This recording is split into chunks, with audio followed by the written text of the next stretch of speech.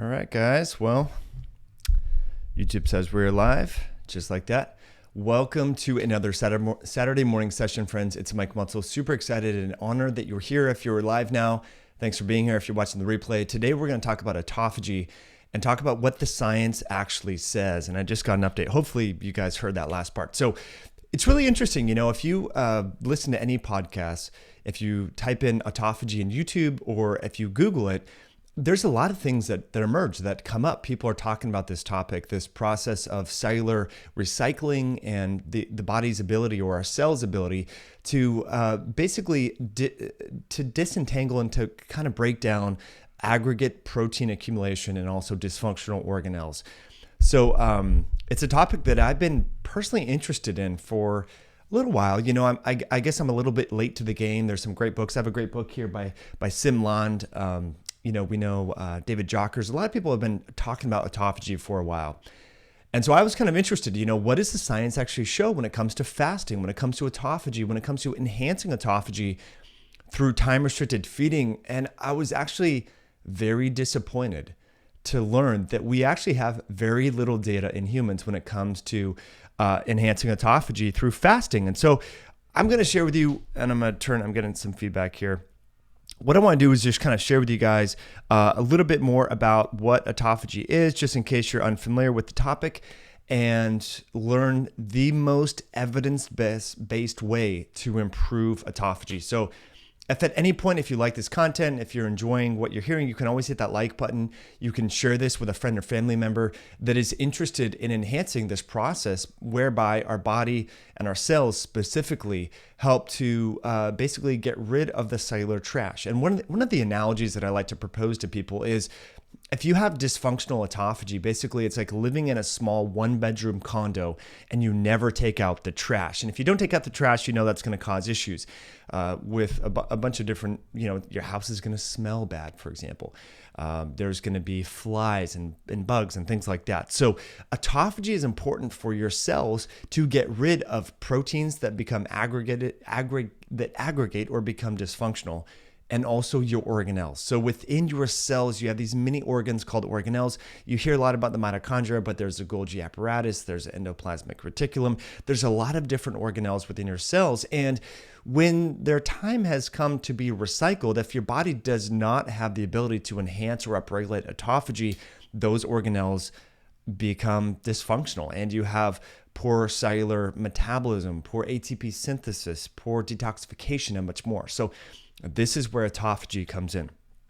All right, now just some clarification, because and am I a little bright? It looks like I'm bright here. I might have to turn down my lights, but hopefully you can see me and hear me okay. So let's talk about the balance and the pivot and some of the signals, and then we'll get into the most evidence-based way to enhance autophagy. So on one side, we have mTOR, which is kind of the inhibitory factor for autophagy, because remember, autophagy is a catabolic process that normally increases during one of three different basically scenarios: when we're fasted, and when we exercise, and other various nutritional factors like mushrooms, spermidine, when we take berberine, when we take compounds that enhance adenosine monophosphate kinase, or AMPK. So on one side we have the growth factors, on the other side we have the inhibitory factors, right? So I should say the growth and catabolism, right? mTOR is characteristic of growth. So in the post-workout window, for example, if we have a protein shake after a meal, we have mTORs upregulated. mTOR is the gas pedal for growth in the body, and so on. Why am I hearing an echo? I don't understand why I'm hearing an echo. Do you guys hear an echo, or is that just me? Hopefully there's not an echo, and let me just check the chat and see what you guys think, because I don't know why I could be hearing an echo. Why would that be, Mike? How's that? I still hear an echo. Where could that be coming from? Let me just check into the chat, because I haven't yet done this, and on these live streams, I like to, make sure, and we have quite a few of you on. Okay, so it sounds good. So that's good. So thanks for commenting, guys. Thanks so much for being here on a Saturday morning. I'm super excited to get back on this train and share with you science on a Saturday. So if you like the format, just let me know, because I finally got my camera to autofocus properly. So let's get back to mTOR and PK, because this is really important that you understand this. And I want to present this, and you might want to write this down. By exercising, you're not going to inhibit autophagy. You actually enhance autophagy. This is kind of the take-home message. And for all of you listening that have stuff to do for Easter weekend, and if you want to tune out after I say this, I'm totally cool with that. The take-home message is this: exercise is the most scientifically validated way to enhance autophagy. I love fasting. I fast for at least 24, 36 hours every single week, usually on a Sunday night or a Monday. But look, if we want to be evidence-based about nutrition, exercise is, without question, the most evidence-based way to enhance autophagy. A lot of people out there are saying, well, if you fast for 12 hours, no, it's 18 hours. Well, wait, if you do a 16-8, you enhance autophagy. Look, there's zero freaking data to support that. Zero. I'm not saying I don't do that. I'm not saying it's a bad advice to implement time-restricted feeding. I think it's great advice for pretty much every human being on planet Earth. But I'm just saying, when it comes to enhancing autophagy, we have zero data when it comes to the amount of time that you should or shouldn't fast and how long you should be fasting before autophagy is increased. Yet we have tons of data, and I'm going to share with you in just a minute, we have tons of data on exercise. And we know that exercise, and I'm going to share with you, this is one of my favorite images from one of my presentations that I share in a course that's linked below called the Autophagy Enhancer Masterclass. We have tons of data in humans, friends, not laboratory animals, not rats, not mice, not guinea pigs. We have data in humans showing that exercise enhances autophagy and is a very powerful autophagy enhancer. So if you're trying to figure out, well, what's the best way, how can I enhance autophagy? What can I do to increase autophagy? You need to start exercising. Obviously, compressing your feeding window, implementing some aspect of time-restricted feeding is very helpful. But again, if you want to go based upon what the evidence suggests, the evidence strongly points in humans, and I'm going to get to the studies in a moment, that both resistance training and endurance training or cardio, particularly in a fasted state, enhances autophagy. So that's kind of the message of this video. We're going to get into more of the details, but I know a lot of you you request, I listened to your comments, you're like, Mike, keep this just short and sweet, man. I just want to know what I can do right now. This is what you can do. Again, I'm not, saying that fasting's bad. I'm not saying you shouldn't fast. I'm not saying that that's a bad idea. I'm not saying that fasting doesn't increase autophagy. It's just we don't know how long you need to fast, under which circumstances you need to fast or compress your feeding window to enhance autophagy. But what we do know, without question, and there's at least 12 human clinical studies showing that exercise enhances autophagy. So if you think that's cool, hit that like button. I think that's really exciting because exercise is a big part of my life. And I think this is even more exciting because so many people say, well, I don't have time to exercise. I eat keto, I fast, I don't need to exercise. And that's not scientifically evidence-based advice. We know, again, that exercise does a lot of different things. And I have a video coming tomorrow, which is going to be really cool, about fasted versus fed exercise and the role that glycogen depletion plays in the post-exercise window and kind of the difference between burning fat for fuel and burning body fat in a 24-hour period. So that's coming.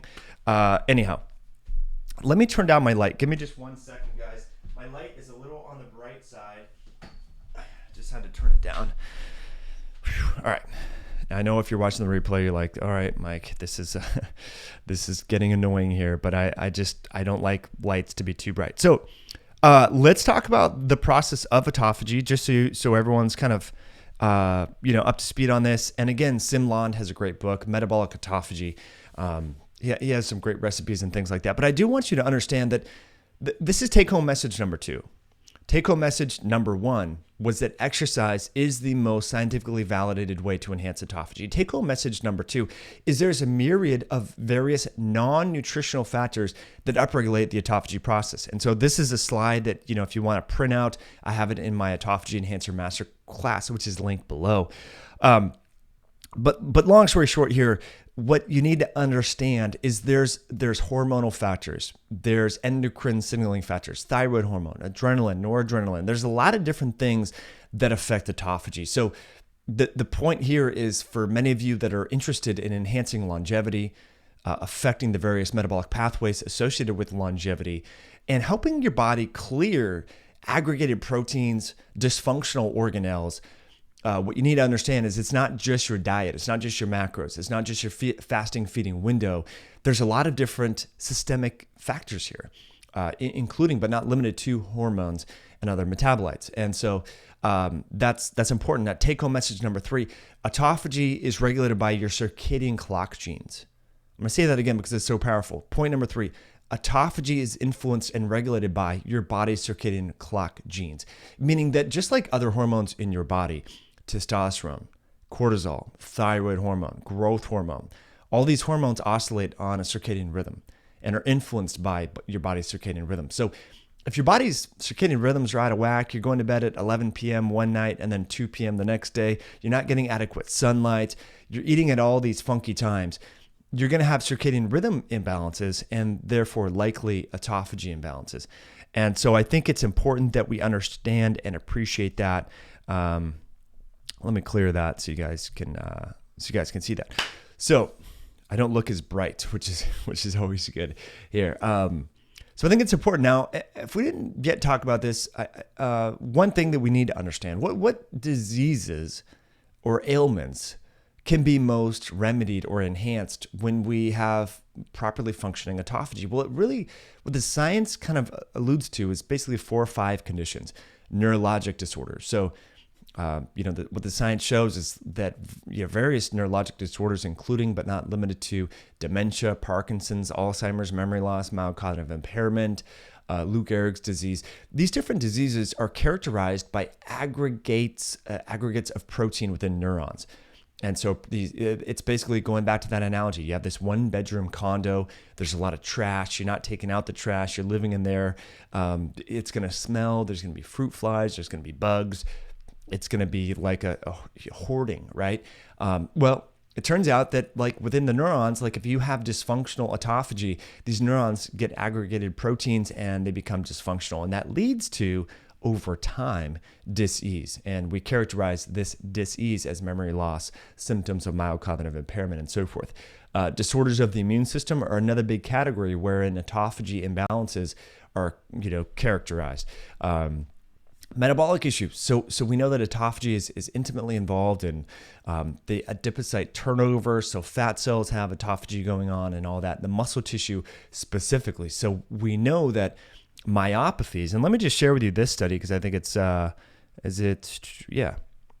man, you guys are going to think I'm anti-protein, but I'm not. I just need to share with you one of 2 human studies that are related to autophagy in the context of diet that you need to understand. So this individuals that have myopathies or disorders, aggregated proteins accumulation or soft tissue, issues within their skeletal muscle have been shown to have dysfunctional autophagy.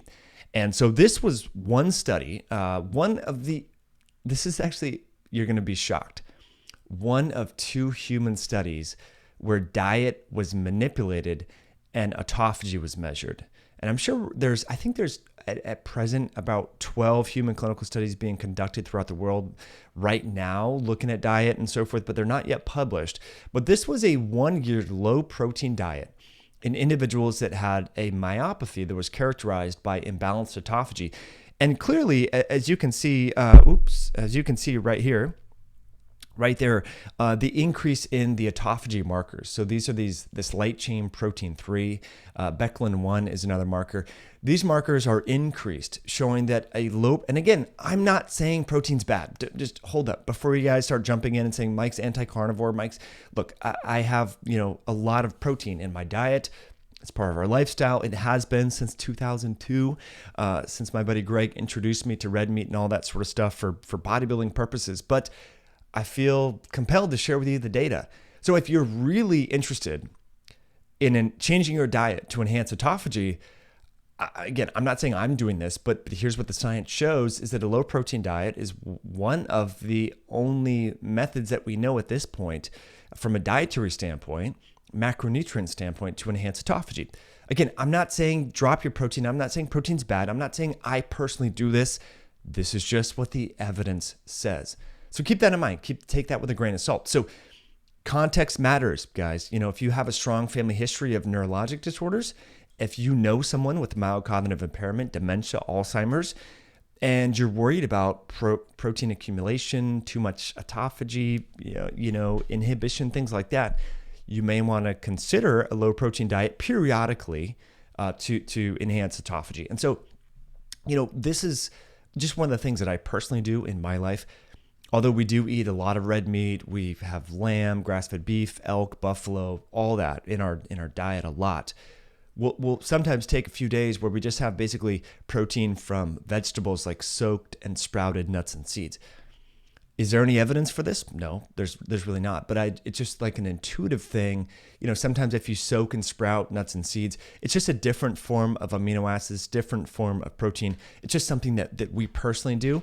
And I just think it's decent advice. Again, we don't have any data there, but it's just something that I do. Just rotate your proteins and so forth. So that's just kind of, one thing that I do recommend. Now, the other study, gosh, I'm having a hard time with this, moving these things over. All right, so this is an interesting study that showed. Ooh, I just got blurry. Thanks, camera, for not tracking my face. Calorie restriction. So we know that exercise increases autophagy. The amount of protein you have in your diet influences levels of autophagy, and it kind of goes back to this anabolism-catabolism balance between mTOR and AMPK. And then we know obviously that calorie intake. And again, I'm not a big calorie counting guy. I think we need to look at the quality of food and meal timing, circadian rhythms. But, this study actually found, this was Harvard researchers, what they did is they tracked individuals that were eating very low calorie diets for a long period of time and compared the levels of autophagy biomarkers compared to individuals that were eating a standard American diet. And they did show statistically significant changes in autophagy biomarkers in these individuals. And so I think that's, something just to keep in mind. Again, I'm not saying track calories. I'm not saying you should go on a continuous energy restriction. I'm not a calorie counter type of guy. But if you want to be evidence-based about increasing autophagy, then maybe you should, eat a very low calorie diet for a long period of time, because this is what the data says. So I just, again, the whole point of this channel, friends, and you guys know this, I like to curate information, just share with you and help you to distill some of the scientific information so that you can make the choices. I can't tell you exactly what to do. I don't live with you.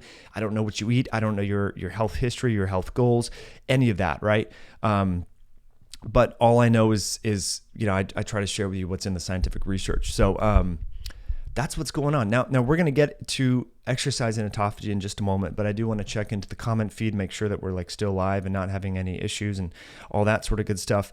And hopefully we're good. Why did it go away here? And then we're going to talk a little bit more about exercise and all that. Wow, we got quite a few of you on here. Guys, thanks so much for being here. That's so cool. You must like these Saturday morning sessions. I thought being that it's Easter weekend, we'd have no one on. So it's kind of funny. So just a small little side note, guys. And so as many of you know, I do have a supplement company, Myoscience. And so Myoscience Nutrition, the goal here is to help you to improve your body composition through key nutrients that you may not be getting from your diet. And we do have a promotion. I got our last batch of our Myobolic BCAAs, which is a clinically studied branched-chain amino acid. We just have a few bottles left, and they do expire in May. And so for $9.95, so links are below here. So we're having a special on that. What's unique about this formulation of branched-chain amino acids is it has leucine, isoleucine, and valine. Those are the three primary branched-chain amino acids that have been shown to improve muscle protein synthesis and optimize, post-workout muscle metabolism. We partnered with a researcher at Baylor University to come up with this formula, and it's really unique because it also has histidine and arginine. Those improve the utilization of the BCAAs. So long story short, we only have a few bottles left of this lot. and they're on sale. So the links are below here if you're interested. If you take BCAAs, it's a great deal on that. And so, of course, we'll have a new lot coming here in the next couple weeks. But I just wanted to throw that out there. So let's get back to exercise. So again, to kind of summarize, for those of you that are just hopping on, and by the way, if you dig this content, guys, hit that like button. Just lets me know that I should do more stuff like this. Okay, so I just want to make it be clear. I'm super biased when it comes to autophagy and exercise because exercise has saved my life and it's a big part of my life. So I understand my biases here, but I also understand that there's a lack of research showing that if you fast for 16 hours or 24 hours or 2 days or 12 hours, we literally don't know yet what the ideal fasting protocol is in terms of enhancing autophagy. Yet we have all this data about exercise, and for some reason it's not being talked about, and I don't know what that is. And so I encourage all of my clients to hit every major muscle group 1 day per week. That's it, 1 day per week.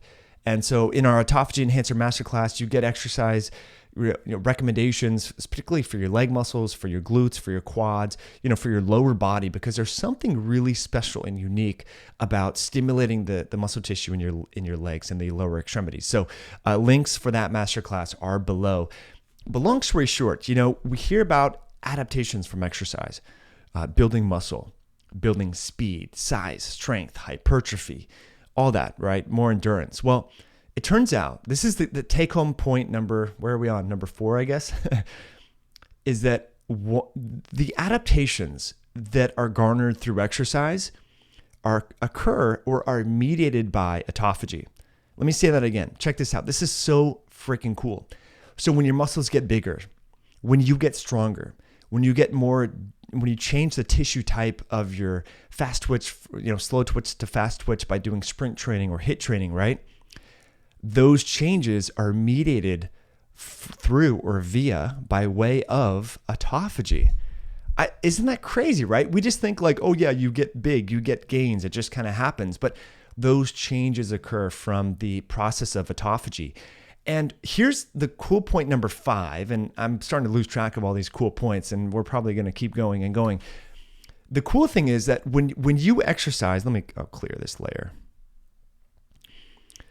So when you exercise, those adaptations that occur that are mediated via autophagy, guess what? Just because you're moving the natural thing to think about is that because I'm moving my muscle tissue, my skeletal muscle, and causing autophagy, and we know that autophagy is somewhat tissue specific, that there's tissue specificity in various regions throughout the body, meaning that just because you move your muscles, you may not improve the autophagy in, say, the breast tissue, right? But studies, at least in animals, have shown that when you move your skeletal muscle, and it's not just in animals. Let me pause. Let me rephrase that. This is the thing about when you go live. It normally, like if I was just recording a video, there'd be a fast jump cut to what I was just going, where I was going, right? Let me retract that. Studies in humans show that when you stimulate autophagy from moving your skeletal muscle via exercise, you improve the autophagy biomarkers in your white blood cells, meaning so your immune system is reacting to this, meaning that exercise induces autophagy systemically. That's the important thing. And animal models show that autophagy is improved in the brain just when they enhance autophagy by way of moving skeletal muscle. Again, to me, I think this is really exciting. So we have this whole body therapy. And we know this from epidemiological studies where people that don't exercise have, cognitive issues, they have body weight issues, they have blood sugar issues, right? They have neurologic issues, right? Whereas people that are regular exercisers tend to have some, immunity against these various diseases. So that's the cool thing. Again, to summarize, because I kind of botched that, I understand. Exercise induces autophagy systemically. It's not just specific to skeletal muscle tissue. So I think this is super interesting. Now, the cool part here is this particular study. This was just an 8-week intervention, and biomarkers were tested related to autophagy enhancement, autophagy genes in elderly individuals that were formerly sedentary. And what they found, friends, this is really cool. Even in people that are, the average age of the study participants in this group was 69 years old. So These are, not spring chickens, but and I mean that with all due respect. These are people that, are Medicare eligible, right? And yet, here's the cool part about this, is autophagy was increased in elderly people when they started exercising. So this can happen, it seems, at any point in our lifespan. So that's the cool thing to kind of remember. The take-home message is you're never too old to make changes, to make meaningful, healthful changes in your body. The body's malleable, it's adaptable. In real time, we're making these changes. So I get excited about it, and I hope you are too. And based upon your engagement on this video, it seems that you're interested as well. So just to kind of summarize for all of you being on here, long story short, a lot of people, when they hear about autophagy, they think intermittent fasting.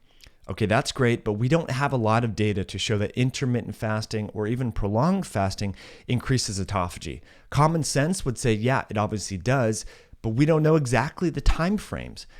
So I strongly recommend that all of you implement some consistency when it comes to time-restricted feeding, following a 16-8 or 24. I mean, it's just whatever. Try to really compress your feeding window. The simplest way to do this, guys and gals, is in your environment.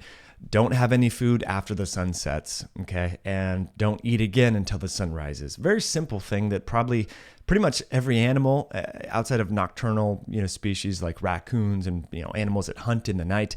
This is what animals naturally do, and humans are animals. I know a lot of us don't like to think like that. We think we're so sophisticated, but we're really animals as well. And so, just eat during daylight hours. Very, very simple, right? And fast when it's dark. As simple as that. We know that exercise, both endurance exercise and resistance training, improves autophagy without question. In the Autophagy Enhancer Masterclass link below, we do talk about various compounds like rapamycin, like berberine, like metformin, like spermidine, what foods, can increase autophagy. Again, based upon the evidence, based upon what we see in humans, not necessarily animal models. There's data suggesting that maybe resveratrol, curcumin, these different compounds, even ginger. There's a berberine-like compound. I want to thank Solimar, who was actually in our first wave of the Autophagy Enhancer Masterclass. She basically shared with us in the group, it was really cool, that she would have this ginger tea. And the ginger tea, she found that it really helped her through her fast. And she was like very curious why that was. And Nancy Carpenter, who does all the show notes for our podcast, started doing some research into it. And she was like, Mike, there's a berberine-like compound in ginger. And we know the berberine stimulates AMPK, which is an enhancer of autophagy. So it was really cool, being able to learn from different people. And so that's why we have these courses, guys, so that we can really engage in the private community and have some fun there. So links are below for that. Exciting stuff here. So I feel like I'm kind of rambling now, and I want to get to some of your questions, guys. So let's see what you all have. I'm super grateful that you're all here, friends. It really does mean a lot that you guys are here. And I just want to say, for those of you that are on now, and you go back and you look at our live chat playlist, our live videos compared to like the one-off videos where it's me talking, where I'm interviewing someone, are not studio quality, right? It's just me turning this thing on live. I got my computer here. I'm not reading anything. So if the sound is a little off, or the color's a little off, or it goes in and out of focus, I apologize. But I try to keep this raw and just share with you good stuff. So I just want to thank you for sticking with me and tuning into these lives, because it does mean a lot. Here, the camera just went out of focus. There we go. What's up with that, camera? Come on. All right, so let's hit up some questions, and then we'll all go about our weekends and hopefully go get some exercise in. So what do we got? Sean Evans says, find experts, please, for benzo withdrawal. It's deadlier and more difficult than heroin. Sean, great question with that. So what I would suggest, anyone that's dealing with any kind of addiction, and I know how that feels. I would suggest checking out the interview that we did with Paul Thomas, and then also, is it Alana Cullen? We did an interview with her. I'll put links below. So if you go back to our playlist, we have interviewed quite a few people that, and then look who just woke up. That's my little kid. That means it's time for me to wrap it up pretty soon. I try to do these work things before she gets up. All right, so there's a ton of questions here. What else we got? Something wrong with your store? I was processing blah blah blah and had to gone through PayPal, but then, oh, you know what? It sold out because we only had like a dozen or so. So what I suggest? So Thunderbird, we will get another batch, but that was just the batch of the Myobolic PCAs that expire in May. So that's the thing. So we did a special on that. And if it says out of stock, that means they're out of stock. And I really do apologize, but we have a new lot coming in and I'll be letting you guys know about that. So let's see what else we got. C Rivers says, you wouldn't remember the name of the video. I subscribed to your YouTube channel and must have missed it. Shoot. I'm not sure what you're referring to, guys, there. What else? There's a ton of good engagement, guys. It seems like a lot of you are having some great success with carnivore, and I have some cool data about that I'm going to share. And by the way, I just want to take a little quick poll. Do you guys want to learn more about backyard chickens, gardening, getting your own eggs and stuff like that? Because, we've made a lot of videos about, metabolism, fasting, keto, gut health, mouth taping, sleep, and all that stuff. And I love those. But I don't know if you all know that, we have pigs and chickens and turkeys and all that sort of stuff and grow a lot of our vegetables and fruit. And I'm working on some content to share with you a little bit more about how you can do this or learn a little bit more about it. But I just wanted to know, if that's something that you're even interested in. So if it is, hit that like button or type something in the comment bar because I have a lot of stuff that I'm in the middle of editing and creating. And I just want to, just check in. I know I'm interested in it and I think it can help you, but I don't know where you're at. So just let me know if you would like some of those videos. So yeah, that's it, guys. As always, friends, I'm so grateful that you subscribe to this channel. I'm grateful that you're tuning in. It really does mean a lot to me. And I always want to apologize for some of the live streams where it's been me talking and there was audio issues where I was out of focus or something crazy like that. So hopefully we've dialed in this live stream format. And if you want to see more of it, just hit that like button, type in a comment, and please share this with someone. If you benefited from this and you think they would benefit, just be like, dude, check this video out. Subscribe to High Intensity Health. So hope you have an awesome Easter weekend. Super grateful as always that you're here, that you're watching the replay. It means a lot. I love you guys. Have a good one. Get out there and exercise. Move your skeletal muscle. You can start with air squats. You can start with one-legged lunges. You can start with push-ups, pull-ups, anything to stimulate those skeletal muscle. Because remember, the adaptations that occur from exercise are autophagy mediated. The adaptations that occur from exercise are autophagy mediated. So exercise is the most scientifically validated way to enhance autophagy, at least right now in 2019. In 2020, we might know exactly how long you should fast, but right now in 2019, in April, we know that exercise is one of the best ways to enhance autophagy. So get out there, get moving. Hope you have a great day. We'll catch you on the next one, friends. All right, I'm going to sign out. Adios.